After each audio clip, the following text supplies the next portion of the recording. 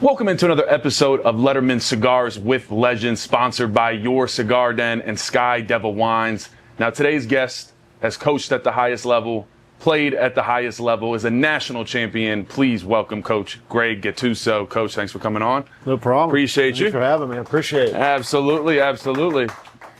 Welcome back, by the way. Thank you. It has been, other than selling a house and getting rid of all this stuff, it's been fabulous. Yeah, I guess kind of a full circle moment. You know, obviously you played here, but this was your first coaching gig as well, right? Being a GA in 1984. I would say it was loosely being a GA. It's on the very. It was Coach Paterno. I needed another semester to graduate, so he was good enough to let me hold cards at practice and there you go. Do some of that. They didn't let me anywhere near a game plan. I can promise you that. Holding up the cards in practice, the scout cards, it's all valuable.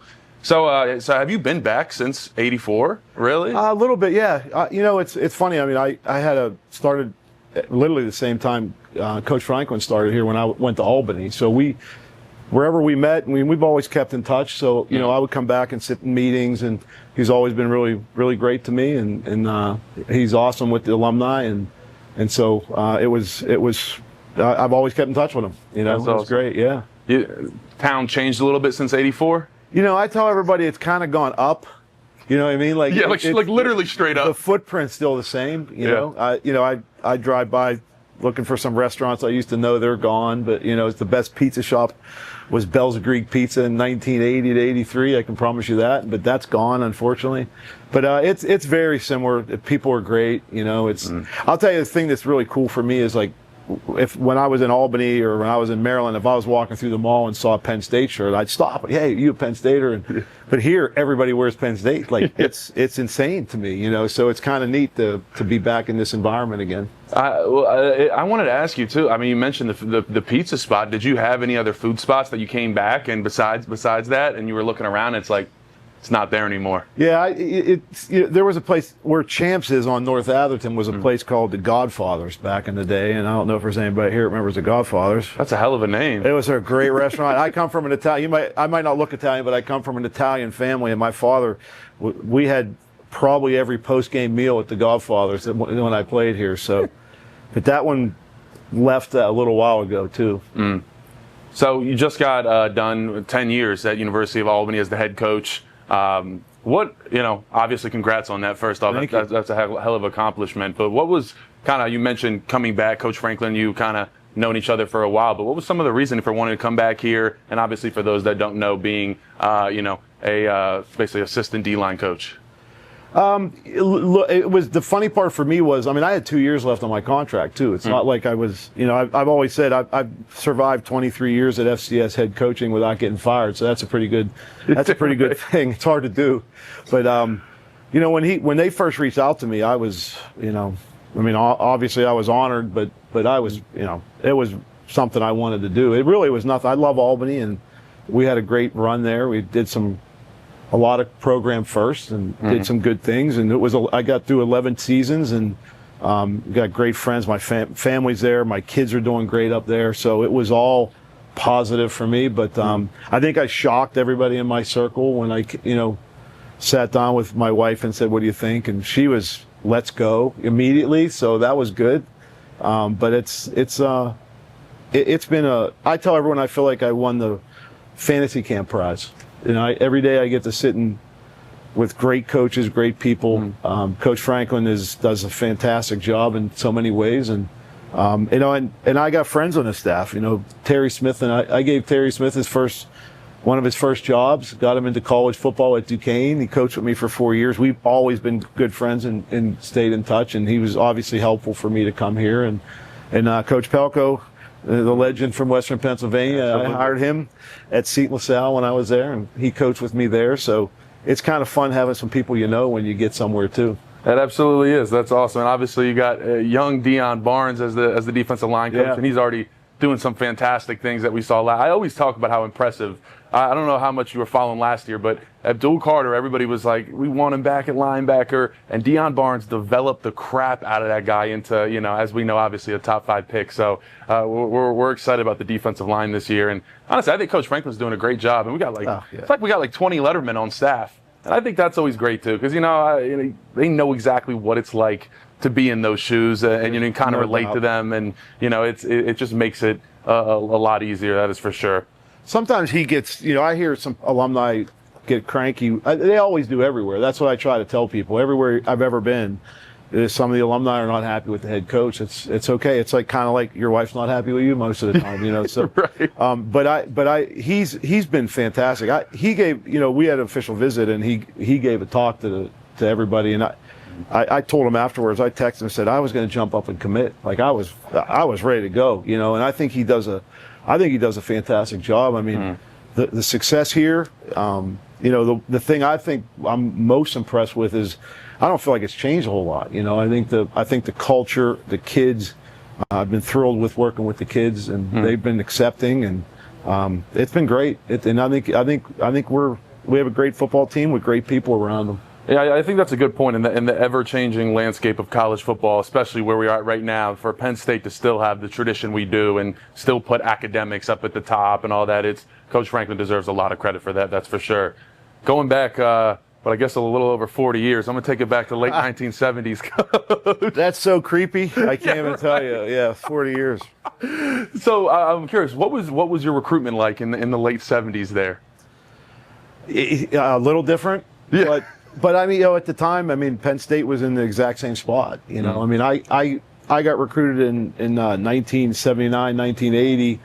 They had 78 lost the national championship game to Georgia. 79 went to a bowl game, but people don't even know this, but I never really watched a Penn State game. I was not a Penn State fan. I grew up in Pittsburgh, and I was a Pitt fan, and. But then when I met Coach Paterno and I came up here, it was really hard for me to say no, and I needed it. I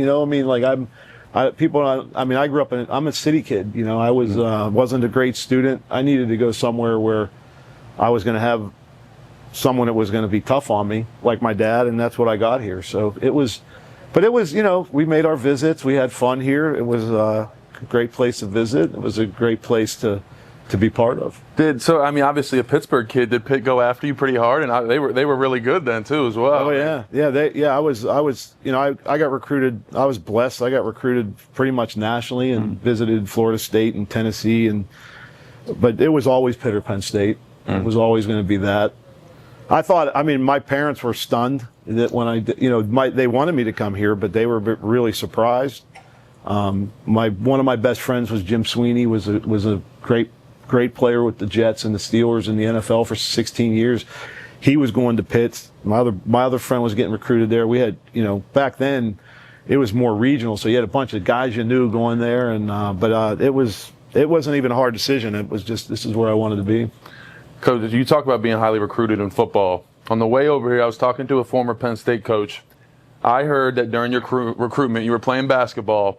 I was hearing 25 points per game, and this is pre 3-point line era. I wish I had that 3-point line. Were you a shooter? Oh yeah. What position did you play? My senior year, my coach kind of let me do whatever I wanted. So I just wanted to just go out there and just put points up. I'd bring the ball up because they always had a big guy on me, so it would be easy to break a press, and But no, I played inside, outside. I played fullback and. In high school in football, played outside linebacker, stand-up end. So I had a little different path, but it was fun. Yeah, hoops was my sport. That's what I wanted to do. Really? Did you? When did you get the word that you probably weren't tall enough? Was that what it was, or just didn't? Well, my high school, I owe a great debt of gratitude to a guy named Frank Cipriani. Was our high school coach at South Hills Catholic at the time, now Seton LaSalle. I didn't go out for the football team my sophomore year, and he was the cafeteria moderator, so he wouldn't let me eat until I came out for the football team. So I was on a hunger strike for 3 days, and finally gave in, and I started playing football. And, thank God I did. It worked out really well for me. But hoops was my thing. I love basketball. That's awesome. Well, I think that's important. Not enough people play. You got to play multiple sports. We all did back then. There was no specialty. There was no, we played whatever was out there. Yeah, it was every different semester you're playing something. That's how it should be. I think that's the best. Yeah. Coach, so obviously you were recruited at a high level. You also recruited yourself as a coach. how have you just seen all of that change? You talk about Coach Franklin being a great recruiter, but you obviously have to adapt. How have you just kind of seen that all transform over time? I still think kids are kids, and I think that if you treat them that way, you can have success with it. But there's obviously new things involved. There's money involved. There's prestige involved. TV's huge. Internet, Twitter. It's a wild game now. But I've been talking to a lot of my alumni recently, the guys that played here in the early '80s, and I just keep telling them they're just like us. They drive better cars. That's literally the truth. I've been struck by that because when I took the job, my only concern, I told my wife, was, are the kids going to be that different that it's just not going to be what I want to do? Because pro football never had a attraction to me. I never tried. I never wanted to do coach there. But I love our kids. They're good kids. Absolutely. You talk about guys being the same. Go back to that '82 year. Who do you think would have made the most NIL money? Not me. It would have been a tough fight between Todd Blackledge and Kurt Warner. Okay. And back then, Todd Blackledge was obviously a great quarterback, but Kurt Warner was the dude in the country. I know we're known as linebacker U and different things, but I'm not sure the running backs aren't the torch carriers for Penn State football, because there's been so many great ones. You're right, and that's back when truly everybody ran the ball. Although we're getting back to it, but it became everything was passing for a while. It's 40 pitch. At Penn State when the chips were down, it was 40 pitch to Kurt Warner. So we all know it. Works like a charm. Yeah, definitely. So, Coach, you got here in '81. Everybody always kind of shares. Did you ever have like a welcome to college football moment when you first got here? Something that was like, oh wow, I'm kind of in the bigger leagues now. I had the great fortune of playing against some amazing guys. My freshman year was '80, and I played a little bit, but but every day in practice I went against two Hall of Fame college football Hall of Famers, Mike Munchak and Sean Farrell. And Jim Romano, they were both first top 10 picks. And Jim Romano was the center, and he was like early second round pick. So that was my every day. You're getting beat up in practice. So when I got into games, it was like a relief. I got to play against the guy the center award, the Remington Award is named after. So I played against Dave Remington, which was painful, but it's fun. And Marcus Allen and Dan Marino. It's just a who's who of football. But I would say the most physically beaten I was after a game was from Remington. I remember you guys weren't allowed to leg whip and do that kind of stuff when you played, but leg whip was a tool for them. And the inside of my thighs were black and blue from him leg whipping me all game. He was a dirty guy, but I'm glad they outlawed that. Oh, it was brutal. Cut blocks, high lows. Being a nose guard was no fun back then. No, not at all. No fun. That's why I got knee replacements. Two of them. I got two of them. Those are good trophy scars right there. Yes. What being around all these teams, especially at Penn State, we got the best of the best. Is it kind of crazy to see like the recovery tools of how different? What was it back in the day for you guys? Just a pack of ice and that was it? Yeah, the thing that blows me away is just a nutrition bar. Like, we would have killed for that, to have food available to us all the time. That was illegal, wasn't it, back then? No, it just wasn't a thing, But the facility, the way the kids, it's great. I remember how much they talked about paying players back then. They were talking about giving us $25 a month or $50, which would have been great. When I came from a blue-collar family, that would have been nice. But it's good to see the kids taken care of. Our training facility is amazing. Our weight coaches, all the way through. And we've always had the best here. I think the best just gets bigger, and there's more people doing it. And we have an army working and taking care of our kids right now, which is awesome. Yeah, it is. It's the best because the people laid the groundwork beforehand. And let's talk about the '82 season. Obviously, you guys had a great '81 season. Finished off really strong against USC. Yeah. But going into that off season before '82, did you guys get a little bit of a feeling that that team was special, had some extra oomph to them? When you got plugged in here, you felt like you were going to win a national championship or fight for it. That was we didn't even there was no rules or anything. It was just, you just kind of, I always tell people it was like you jumped into line with everybody and you just followed along. The older guys kept things under control, and everybody, we trained hard. We had, at the time, Dan Raleigh was one of the best weight coaches in America. And so Penn State's always seemed to have the best, and I think, but we never, it's one of the things I used to preach to my teams is we never walked on the field and thought we had any shot. It was always, if we lost a game, we were shocked. We didn't lose many, but we lost a couple here and there, but it was shocking when we lost a game. And that was the mentality. Yeah, listen, I think 82, they don't get enough credit for that year. I know. You guys took down, because it's not talked about up there with 86 and 94, but it should be. You took down number 2 Nebraska, number 5 Pitt, and then obviously in the end, number 1 Georgia. Nowadays, there's a stat about my friend, one of our teammates, Julius Kantz, wrote a book about that season, and the interesting thing in that book is that I think we beat 8 ranked teams in that year, and I don't know if that's ever been done before, but we don't quite get the recognition and for it, and I think sometimes it's overlooked, but that was a heck of a football team. First round draft picks. On offense and defense, we beat the best of the best that year. It was an amazing year. There was really nobody we didn't take care of. Right. Well, yeah, I guess, the only one that I want to ask about was right after you had beaten number 2 Nebraska, you guys obviously went down to Alabama and dropped that one. Do you remember that at all? I remember distinctly what happened in that game. How did that go down? I don't even want to say it here. I feel bad, but Mike Suter and I remember them yelling at our personal protectors not to back up on punt. But we were driving to take the lead late in the game, and I know that game. I think we still hold the record for the worst loss in a national championship season. Pretty sure that's accurate. But we were driving to take the lead late in the game, but we got stopped on a 3rd down, and we were punting them in. And I'm not going to say his name because I love him, but our personal protector blocked our arm punt, and it rolled all the way back. It went off his, can I say ass? It went off his ass and went all the way back to like our 20-yard line, and they scored. Then we threw a pick for a touchdown, and then it got ugly. But we were driving to win. So, yeah, I remember that game like it was yesterday. So when you have obviously a season like you think you're having, and then you kind of get derailed like that, what was there a big-time leadership? Obviously, Coach Paterno, Did he have anything to say after that to kind of just rally the troops and make sure it didn't kind of unravel from there? The thing I remember the most was we were not a big player meeting team, but the older guys, we had a closed door, and they came in and they calmed it down.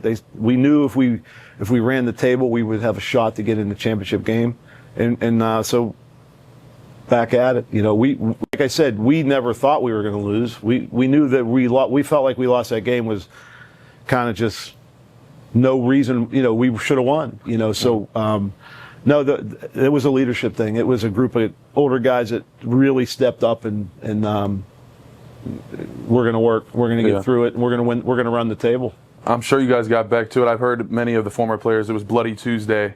It's not like that anymore. You get a couple tag off periods on those days, and that's about it. It's changed. It is. It's what the worst part of college football, but camp was a nightmare. It was like 2-a-days every day. It was pads but my biggest memory of the worst time was the bowl practices leading up to, because it was like camp again for 10 days, because we didn't go home. We were in trimesters, and so we would be we would literally practice for 2 solid weeks of more camp.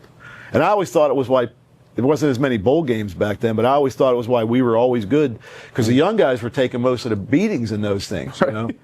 And off weeks were no fun either. Nowadays, the kids, off weeks are off weeks. They're not super high intensity and things, but then they were back to basic practices. So it was tough. The first person I couldn't believe that, because nowadays, well, not anymore because of the playoffs, but back when we were doing the normal bowl game situation, we'd get down there 7 days in advance. In the first 2 days, we'd have some practices, but Coach Franklin makes sure, we have some fun. We get to kind of walk around, see where we're at, experience it. And, I sat down, I think with Rogers and a couple different guys, and they're like, yeah, it was just 2 weeks of just 2-a-day. Terrible. I'm like, 2-a-days don't even exist anymore. Like, those are outlawed.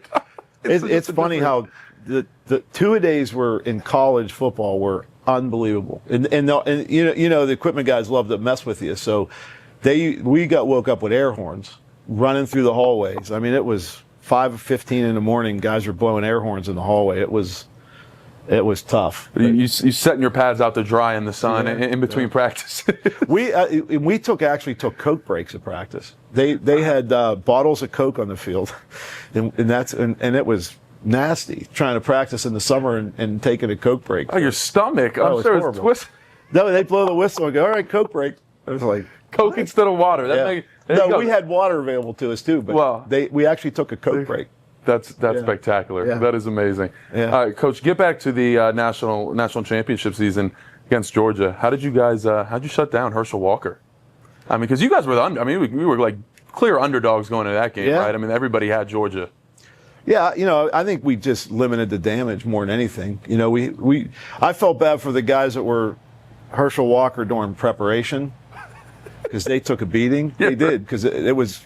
Like we were just talking about, it was full live practice. We were killing those guys, and it was obviously we were hyped up to play. He was arguably one of the great running backs in college football history, and a spectacular athlete. And he had 100 yards, but they were super quiet yards. We handled him. We just hit him every chance we gave. That was a chance. That was it. Tackled well, and we were a good defense, but we were a great offense in that year. And I think the score was like 27-24, something like that. But we just limited them. Just hit them and tackled them. Just didn't give up big plays.